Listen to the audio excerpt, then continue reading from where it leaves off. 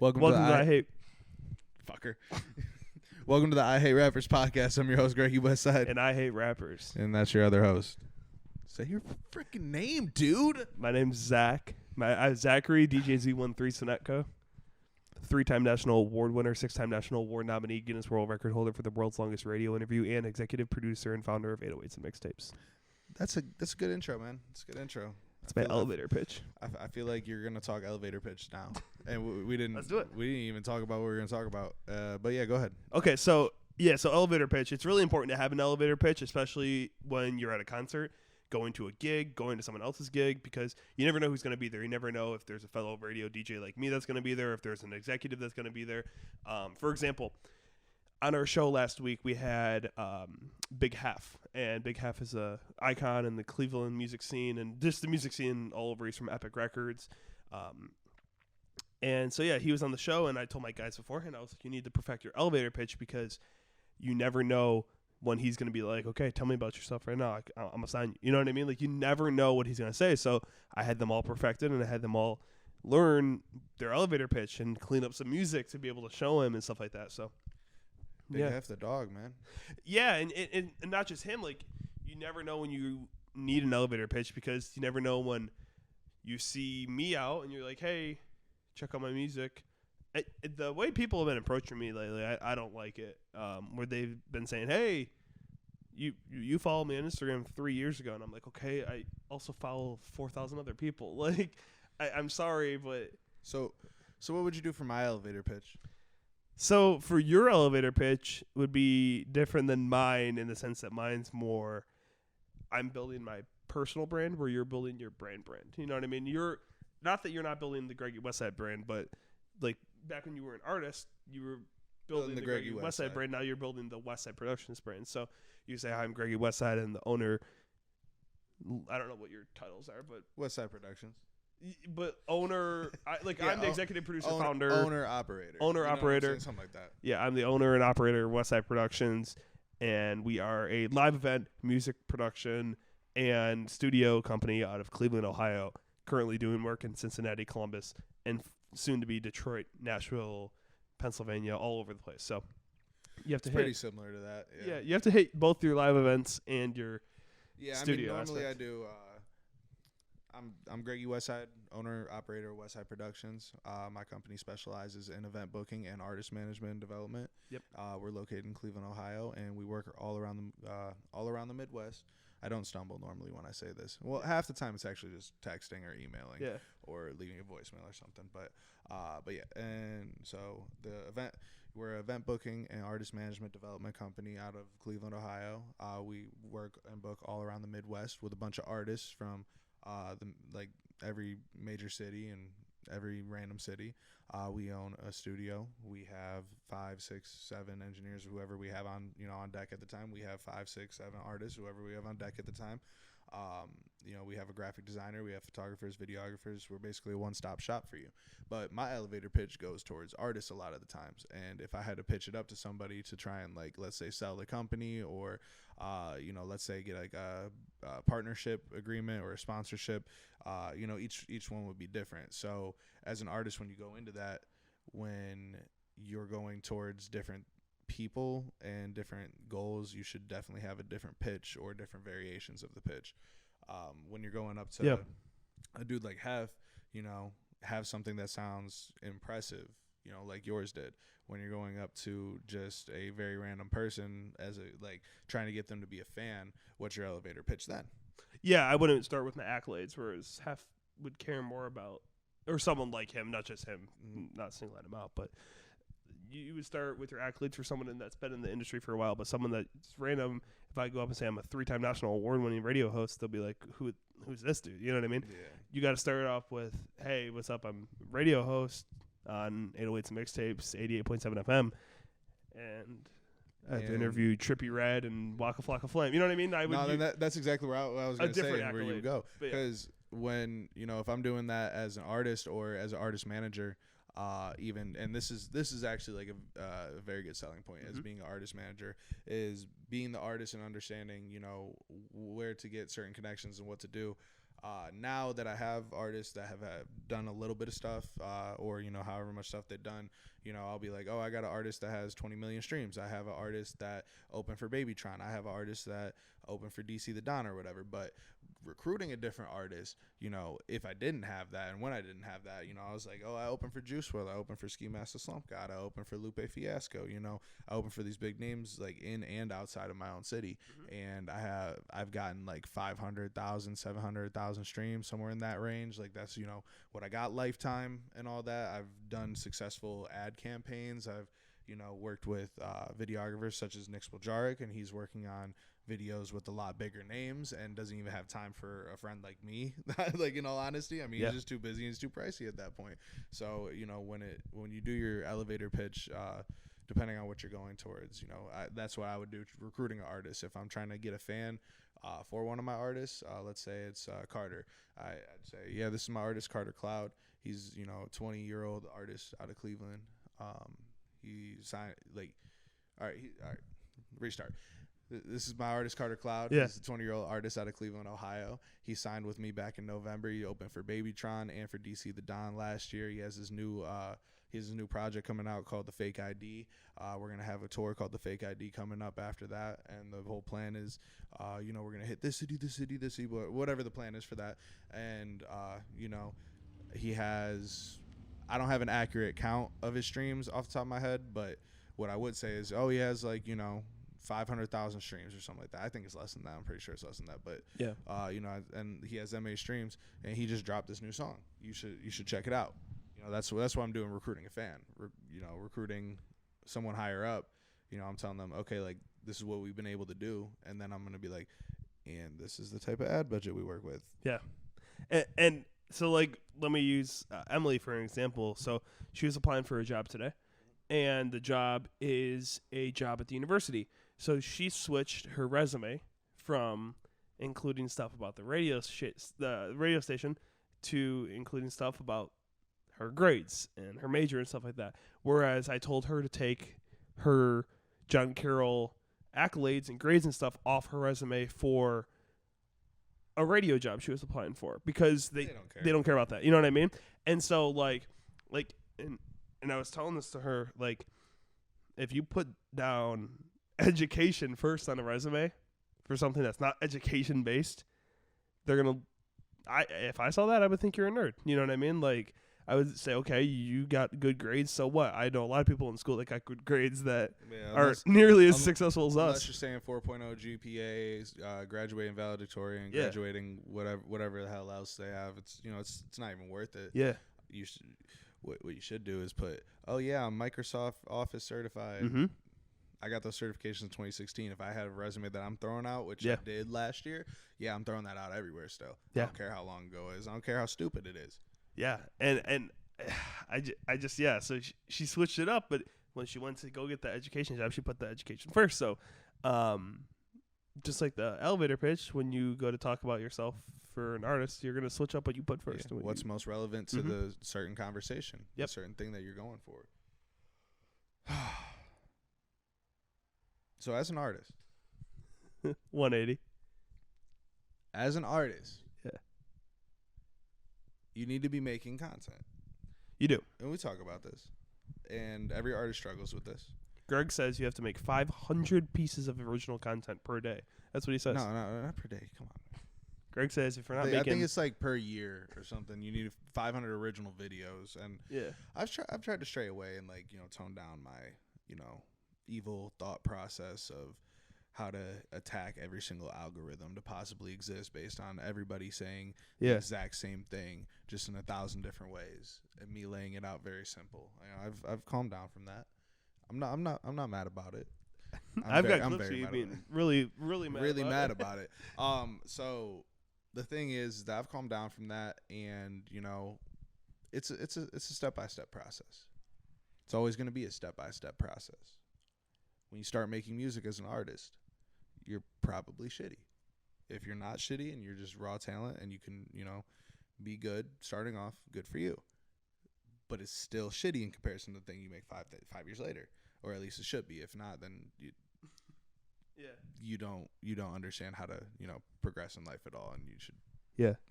Figure something out. So main thing is that, 5 years down the line when you're making better music, there were a bunch of little steps that you took, and a bunch of people you met, and a bunch of producers that you worked with. You graduated from YouTube Beats, maybe you went back to YouTube Beats. It really doesn't matter. You can go into all the specifics, but you have progressed. So I've calmed down to say that, everything is a step-by-step process. Now, saying that, I've had struggles with my own artists, and I've had struggles with artists around me when they ask me questions about, hey, like, what do you think I should do to promote this song? Or like, what's the plan? What's the plan? Well, the plan is content. If you're not gonna go through and make a bunch of these videos, that's fine. Make a bunch of pictures and put them together. Take a bunch of pictures, take a photo shoot, like figure it out. It's either gonna cost you a lot of money or it's just gonna cost you a lot of time. Either one, you still got to post the same amount of content. So just get to posting, get on your phone. I had one person tell me, man, all I did this 1 month is, I was just sitting on the couch. I couldn't get up. Didn't feel like doing anything. Didn't want to do anything. Like that was just a wave that came over me. Just couldn't do it. And in words that I can't say, I said some stuff because algorithms, So basically, the main point is that if you're not gonna do anything, then just don't ever do anything. Yeah. And don't continue to ever do anything, because there's no point of existing in this world if you're not going to do anything, especially if you're saying you're going to do the thing you love. And going from that, I'm trying to figure out how to word this without saying the bad words. No, yeah, I get it. But if you're not going to go forward and do a bunch of stuff, then don't do it, but quit wasting everybody's time around you, including mine, because it's not fair to me, and it's not fair to me putting resources into you. It's not fair to you. It's not fair to you putting resources into yourself. It's not fair to you losing out on money because you're doing half the job. It's not fair to like, the other artists that are around you. It's not fair to, whoever else. It doesn't matter. The list can go on. And, main point is, if you have that wave, you get up and you go on your phone and you just talk on social media about how that wave hits you. Because there's people out there that probably hit them as well. Mm-hmm. Every artist goes through the same thing when it comes down to it. The reason that more independent artists today don't succeed is because they're not putting out enough content consistently enough over a period of time that actually matters. Everybody thinks it's an overnight success thing with TikTok, and they get pissed off after 5 TikToks don't blow up, and then they stop posting it. They do a lot of stuff to where, they work on it, but they don't prep. They, I got to make a TikTok and post it today. Why didn't you make the TikTok last week, 2-3 weeks ago? Yeah. And, same person I told, hey, look, see, you've been making the content now that we have this talk. And he was like, aren't you proud? I'm like, yeah. And I'm not going to say that again, because the next step, and this part was today. This was like 2 weeks ago that the original thing happened. This part was today. I was like, I'm not going to give you another amount of praise for that, because, that's just the first step. It's step by step. Now you need everything ready for next week by the end of this week. And then you need everything in 2 weeks, or at the end of next week. I don't know, 2 weeks from now, you need stuff ready for 2 weeks from then. Yeah. And then a month. Like every time you get to that next step, you need stuff ready that far in advance. And what you don't have ready, like let's say you're waiting on a music video or something, that's fine. You can wait on the music video, but you have to plan out that specific time when you get it back to add that into your plan. You have to have the rest of your stuff scheduled out. Mm-hmm. We haven't posted a single episode of this yet, and that's on us. But that's on us. Well, it's more mainly on me for getting the studio finished, but the studio needed to get finished for us to be able to do a lot of this stuff. And now that I think this is episode 7, 8, 9, something like that. Yeah. Now that we have all that stacked up, like we said in the original episodes, our plan was to get all of it stacked up. Mm-hmm. But we're gonna have stuff ready to go 2 weekly. episodes a week if we want, weekly if we want, and we're 2 months ahead. Yeah, and we're 2 months ahead, and we're gonna have content posted every single day. Yeah, and for 2 months. The cool thing is, like, once it does come out, I know we keep saying it's gonna come out. You guys are gonna be seeing this when it does come out, but like the cool thing is, like, if I get sick, my biggest fear right now, and I don't know if you can hear it in my voice, my biggest fear is like that I'm gonna talk so much that I lose my voice, and my job is my voice. So my biggest fear is I lose my voice and I have to take a week or 2 off work. This is going to be okay. My other jobs, I'm going to have to think of something, but this is gonna be okay. So I missed a family birthday party this weekend. For my shows. I'm missing a graduation that I'm supposed to be going out of town for another show. I'm missing holiday weekends. I've had to train new people and schedule new people to do stuff in July while we were in April still, just to make sure that I had stuff scheduled so I could go out of town for the one time for my girlfriend's birthday. Then from there, like, there's other trips that are coming up. There's other family events that are coming up that I'm not going to be there for because I have to do my job, and I'm going to be so overloaded with stuff. Like, two points on that. One, doing this, what we did, is going to be perfect because you're going to be like, hey, you ready to record? I'm going to be like, fuck no, dude. Like, yeah. I got like 10. I think I got like 8 to 10 shows in June, and then 10 to 13 in July. Yeah. I got like at least 5 more to end out the month, if not like 6. We're only halfway through the month, so it's the preparation, and we didn't push it. We knew our platform was going to be there. Now, as an artist, your clock is always ticking. Especially when it comes to age, depending on how old you are and everything. So you want to make sure to get stuff done as quickly as possible. But if you don't plan ahead, then you're just like flopping on releases, and it's just not going to end up working out for you. Like, I don't see why you would think that it would work out when you don't put in full effort, and you're already getting to the age where you got gray hairs like I do. Yeah. Yeah, that doesn't make sense. I'm only 24. I'm getting gray hairs. Like, if I was still trying to rap, it wouldn't work out because as soon as, like, I would either be having to dye my hair or just getting constant haircuts to get rid of the gray hairs. Like, that's not the image you want. And the artists that we're talking about here, it's not just one person. It's a certain type of people. No, it's not even certain type of people. It's every underground artist that hasn't gotten to a point where they can say they're not an underground artist, because there's like it basically goes like this. It goes like brand new artist, underground mainstream artist,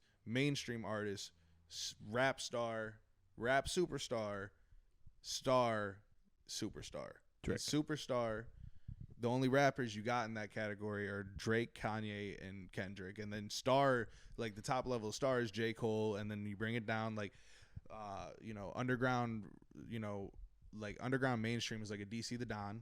Nobody really knows him. Yeah, no, Babytron's a rap star now. He's a rap star now? Yeah, 100%. Jumped over mainstream. Well, I guess he had mainstream and mainstream Tron too. So 2 great tracks that really elevated him. No. Punch God, man. Punch God. Who BLP Kosher or whatever the hell, BLP Kosher, hilarious. But no, he's underground mainstream still. That's he played his first show last week. First show ever, and they sang every word to his opening track. He played an underground unreleased track, and they went crazy for it. He's giving off the same energy that Tron did. I hate to say it, that Yeet did. I'm such a Yeet hater. But I am too. it's not my style of music. I like BLP Kosher more than I like Yeet. Yeah, 100%. Yeah. I think Yeet does well for what he is. I haven't heard his name talked about in the rap community for the past few weeks, maybe a month or so, since he's last done something huge. Yeah, about what he's doing, I haven't heard anything, but his name still gets brought up nonstop. Yeah, but You know whose name I don't hear anymore? Yeah. It's very random. Mario Judah. Where the fuck is Mario Judah? I made the connection because of the Playboy Cardi connection. But yeah. All right. I forgot what the hell we were even Well, the content you're talking about, and it comes from a place of love. It doesn't come from a place of hate. We're not saying quit your job or quit your rap career and you're not going to make it because you're not making content. We're saying this because we want you to. Well, I'm saying it because I want you to make it. You know what I mean? I want everybody to succeed. If you're not gonna do it, just do it as a hobby or don't waste people's time. It's very simple. It's a very simple thing to understand. Yeah. And it's the same thing for every single person that's in it. If you are a photographer and you love taking pictures, then that's a great hobby. If you're not willing to buy concert tickets, to go to stadium tours and get floor seats and bring a very expensive $2,000-$3,000 setup in, if you're not willing to save up the money for that and do that because you don't want to be a professional photographer, that's fine. But I know someone who did that, and she now does the Browns and the Guardians, and pretty sure she like follows a big artist on tour. I don't know if she's doing their stuff for free or she's doing like getting paid for it and going on these trips for it. But like, you know, her work is crazy good. And then, you know, I mean, I did the same thing with photos. I purchased front row seats so I could take the photos. You know what I mean? Like, me and my friends, we snuck into like the front row for the NFL draft, and I brought a camera, and that's how I started doing photos. You know what I mean? And then from there, I took those photos, showed those to promoters, say, hey, have me come out. They had me come out. I met the promoters, I met the artists, and then I started the radio show. So like, if you're not willing to do that type of stuff to begin with, then that's fine. If you don't think of that stuff and then you hear it and then you're still not willing to do it, that's less fine, but it's still fine. But don't say, oh, I'm a photographer. No, you're a person who likes taking pictures. Yeah. Oh yeah, I take pictures and I'm a photographer. Two different things. Yep. Same with video people. Same with promoters. Same with DJs. Same with DJs. You know, there's people that like to hit play on music, and there's people that like to DJ. And I am throwing shade when I say that, because at one point I was someone that liked to hit play on music, and it wasn't until I sat down and made 100 TikToks in a row of me DJing until I got good at transition. Those TikToks are terrible if I go back and look at them now, but like, if you're not willing to go to random shows and then ask the promoter, or like find the promoter and, you know, hey, like, do you need a DJ for these shows? Yeah. And how do you think I met Renzo? Like that. Renzo came out to me at Shadows. Shadows is a bar in Parma, which is the worst suburb in in you know, America. I don't know how else to explain it. It's like Disneyland if Disneyland was the opposite of what Disneyland is. It's just it's not like a really like, you know, bad place to be or anything. It's just it sucks. It sucks to high heaven. And then this place, you know, this is a place that they didn't have heat in the winter as a venue. Yeah. They closed during COVID like everybody, and then when they came back, they never reopened their kitchen, but they still had the deep fryer grease sitting in there. I remember I got pulled in there one time. They had multiple health code violations. The urinal didn't work. It overflowed constantly. The driveway. What else? The parking lot and the driveway. They didn't plow it. They didn't have. I've never even been there. Yeah, I just heard about it. Yeah, and it's just stuff like that. So you know, a little dinky spot. Little Dicky, he is.